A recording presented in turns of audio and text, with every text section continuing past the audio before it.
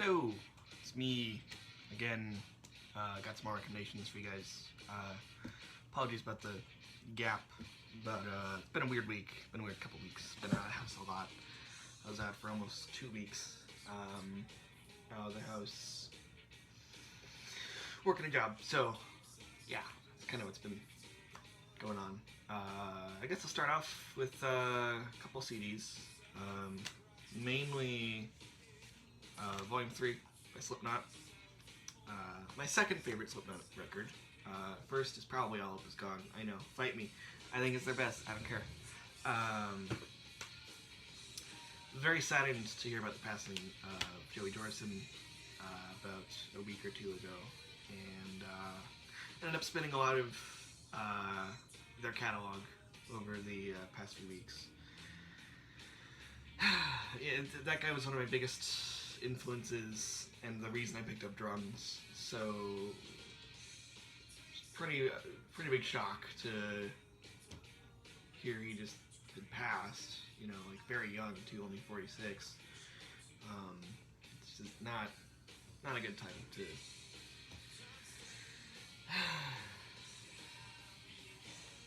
yeah. His impact on music for me was pretty big.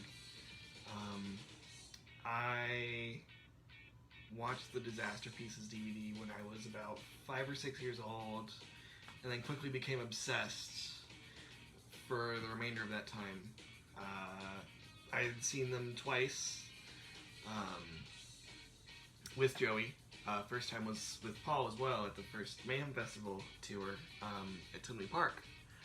And then the second time was another Mayhem Festival, the 2012 one, and also at Tinley Park. And that was... I'm glad I got those experiences.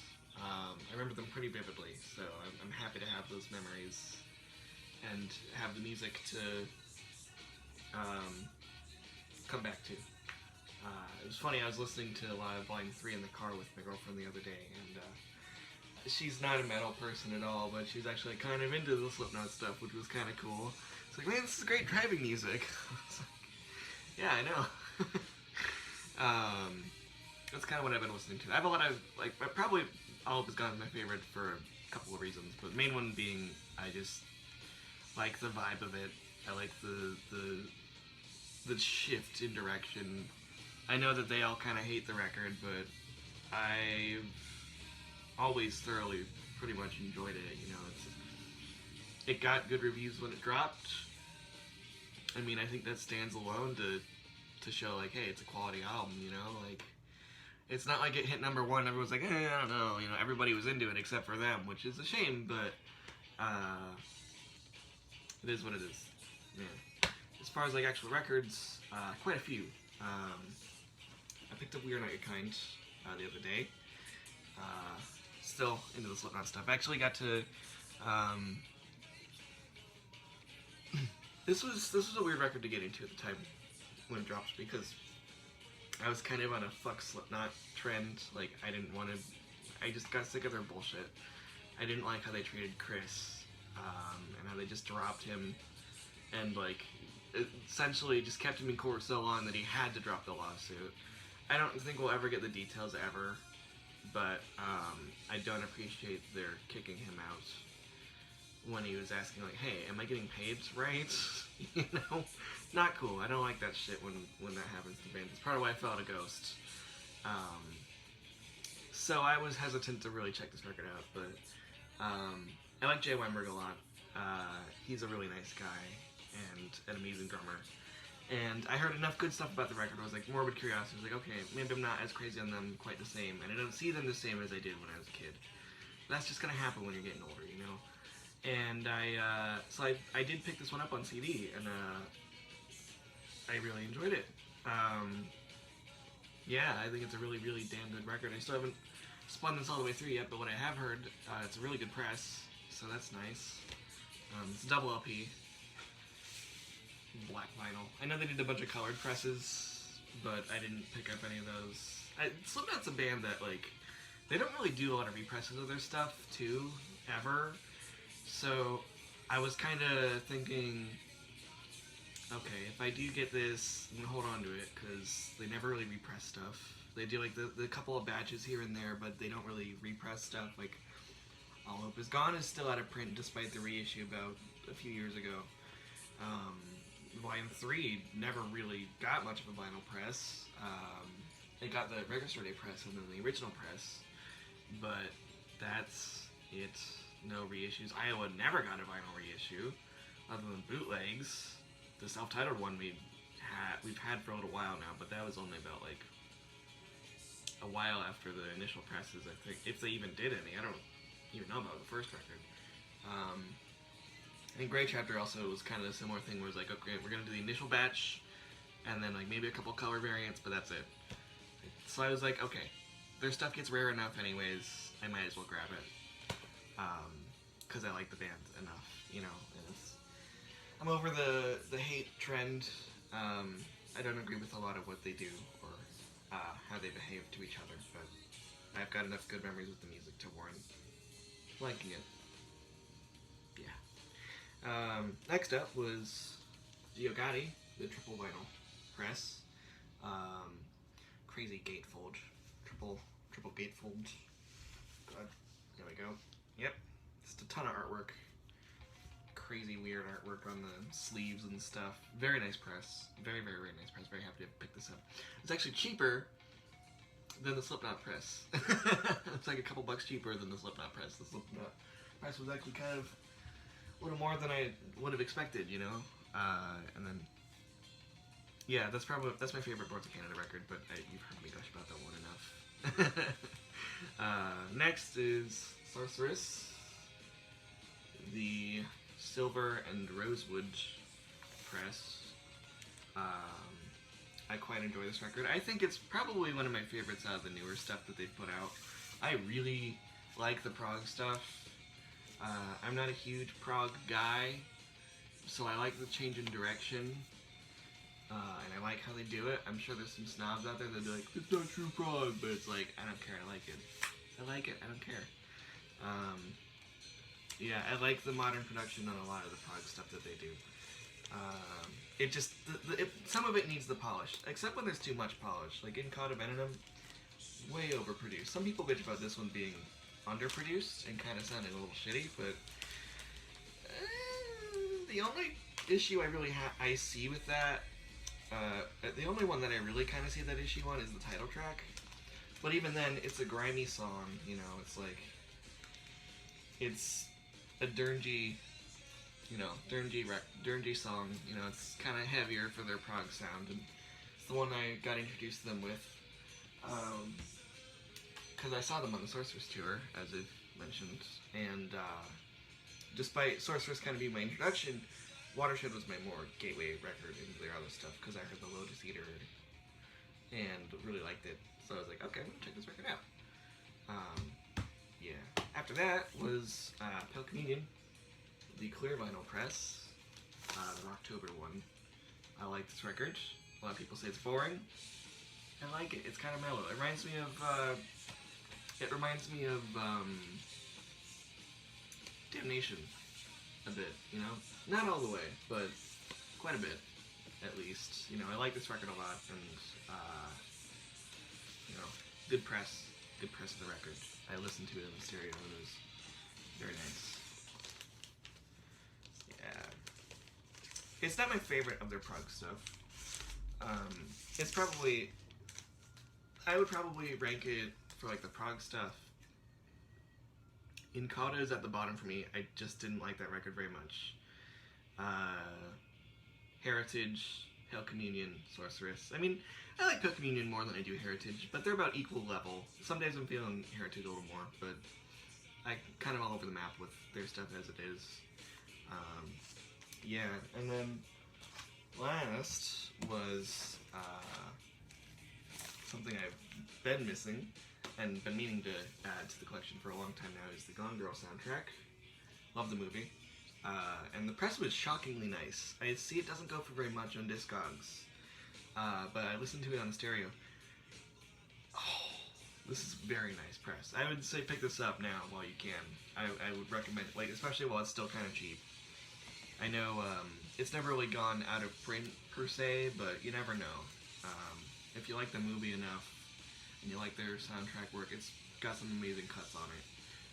I really, really, really, really, really like this soundtrack.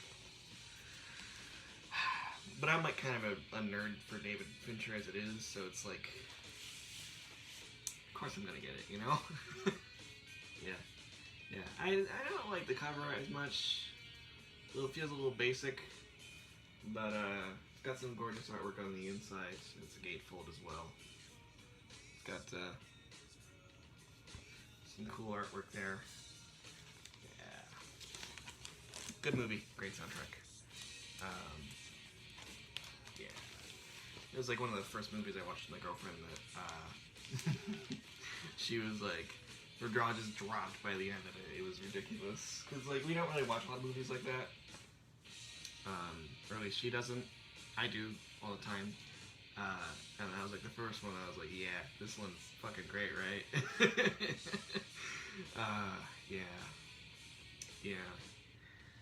Yeah, that's kind of it for right now. It's been a lot of Slipknot just because that guy was a big influence on me. Big shame that he passed so young. But I know that they patched stuff up after a while. As far as I could gather, Birdsong released last week. Very happy with the feedback and the results, or results, quote, results. We're probably going to be putting it out on CD, so if you guys like CDs and collecting my stuff on CD, I know a lot of people were complaining about the Sleeper stuff not being on CD. We're going to be doing that, so get ready for it, because it'll be really rad. Partnering up with a record label called Honeysuckle Records, and I'm very excited to work with them on getting it out. It'll probably be out next month. I need some time to get some money pulled together for it and get some stuff planned out as far as like getting them done. But yeah, that's it. Very happy with the reception to it. Everybody's like, man, this is cool, you know? And it's like, it's always nice. It's always a surprise for the solo stuff when it drops, because it's like, it's always feeling like a shot in the dark with the solo stuff. Yes, I'm very pleased with the reception to it. It's a very nice surprise. And that's kind of all. Been a weird week. A lot of good, a lot of not great. Oh, right. I also picked this up. This is the original run of oh my god, what's it called? Is it High Score? I think I remember. There we go. It's like it's their first EP though, the first Boards of Canada EP. I don't know how I forgot what it's called. High Scores, yeah. But it's the first run of this CD. It's got Braille on the back of the cover. Kind of cool. Neat little thing. Wasn't very expensive at all. It was, yeah, very nice. Very much appreciate their stuff, and have grown to really like a lot of their stuff as of late. So, yeah, that's nice. And that's kind of been it. I've just been kind of trying to take it easy this week after being out of the house so much, and I'm about to be out of the house again a lot this weekend with working and shows. There's a Vanity Contest show on the 28th at the Postal Art House. You should come to it. I will be a little sad if you don't. Yeah, it'll be pretty rad. I'm very excited about it. It'll be a lot of fun. Very much looking forward to the show.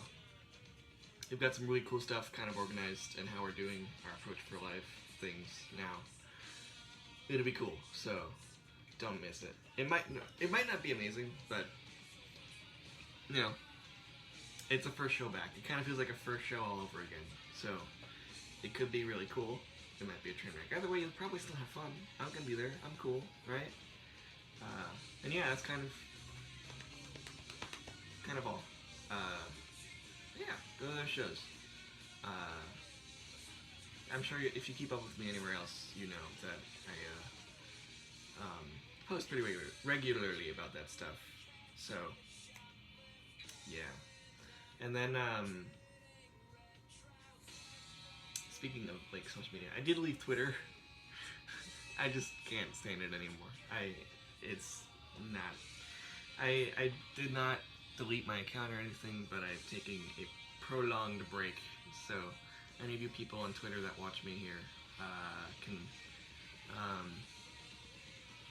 hit me up somewhere else, because I can't do Twitter anymore. It's so bad for me. So bad.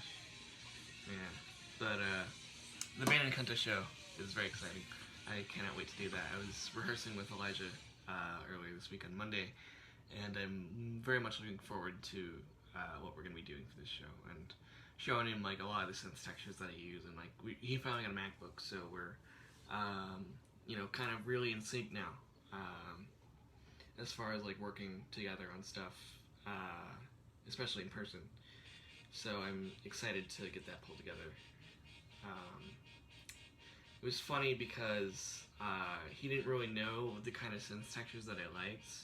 I mean, he had an idea, but like going through stuff, I ended up kind of falling into a conversation about Alessandro Cortini's stuff again. And I finally introduced him to a lot of his stuff, and he was like, "Dude, I gotta check this out." I was showing him Avanti and then Volume Massimo. So I'm excited to see what we have cooked up as far as doing this show goes, and I'm excited for people to see it. Probably going to be filmed, maybe, I don't know, I haven't decided. Definitely going to be recorded, at least, so I'm looking forward to that. It'll be a lot of fun. And, yeah, kind of it right now. That's kind of it. See ya!